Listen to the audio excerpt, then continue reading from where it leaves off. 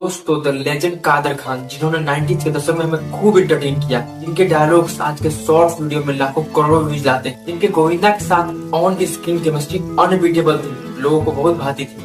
कादर साहब द्वारा लिखे गए डायलॉग वाले फिल्म में all time blockbuster super hit रही है, चाहे वो लावारिस हो, चाहे हिम्मत वाला हो, चाहे कुली नंबर 1। सवाल ये आता है, क्या लोग कादर साहब को भूल गए?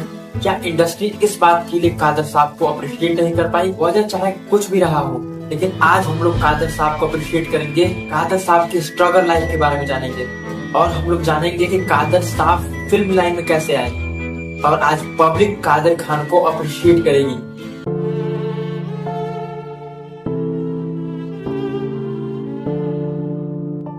सबसे पहले कादर साहब की जर्नी यानी शुरुआती दिनों के बारे में जानेंगे। कादर खान का जन्म 22 अक्टूबर 1937 को काबुल अफगानिस्तान में हुआ था। कादर खान के पिता का नाम अब्दुल रहमान खान और माता का नाम इकबाल बेगम था। जब कादर खान बहुत छोटे थे तब उनका पूरा परिवार काबुल से मुंबई के कमाठीपुरा इलाके, जो उस समय की बेहद तंग और गरीब बस्ती मानी जाती थी, वहां आकर बस गए।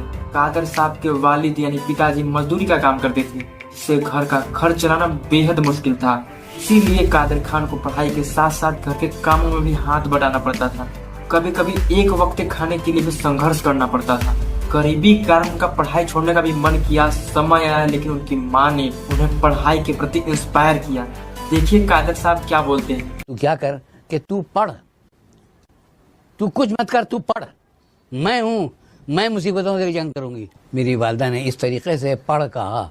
कादर खान ने अपनी प्राइमरी एजुकेशन मदरसे से प्राप्त की है और माध्यमिक शिक्षा के लिए म्युनिसिपल स्कूल गए हैं और अपनी आगे की पढ़ाई के लिए इस्माइल यूसुफ कॉलेज मुंबई से सिविल इंजीनियरिंग की डिग्री प्राप्त की है और उन्होंने कुछ समय तक MH Baba Siddiqui college of engineering में बतौर प्रोफेसर पढ़ाया।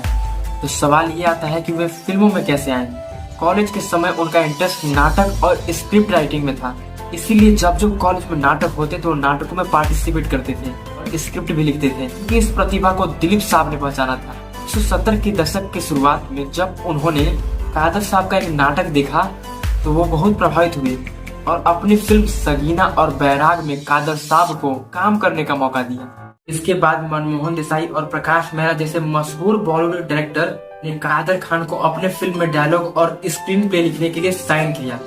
कादर खान ने अमिताभ बच्चन की कई सुपरहिट फिल्मों के डायलॉग लिखे, जैसे अमर अकबर एंथनी, मुकद्दर का सिकंदर, लावारिस, शराबी, कुली। उन्होंने एज एन एक्टर 1973 में दाग फिल्म से डेब्यू किया और धीरे धीरे हमारे दिलों में छा गए। कादर खान ने अपने पूरे फिल्मी करियर में 300 से भी ज्यादा फिल्मों में अभिनय किया है और 200 से अधिक फिल्मों के डायलॉग लिखे हैं। इसके बाद भी इंडस्ट्री ने उन्हें अप्रिशिएट नहीं किया, उन्हें उस टाइप का लाइफ टाइम अचीवमेंट नहीं मिला। कादर खान, आई लव कादर खान को लाइफ टाइम अचीवमेंट क्यों नहीं मिला? उनको इंडस्ट्री ने ड्यू नहीं दिया, उनको भूल गए लोग। यहाँ पे लाइफ टाइम अचीवमेंट सिर्फ एक्टर्स को ही मिलता है। क्या इस इंटरव्यू के सुनने के बाद मुझे लगा कि क्या कादर खान को सच में लाइफ टाइम अचीवमेंट नहीं मिला है जो वो डिजर्व करते थे?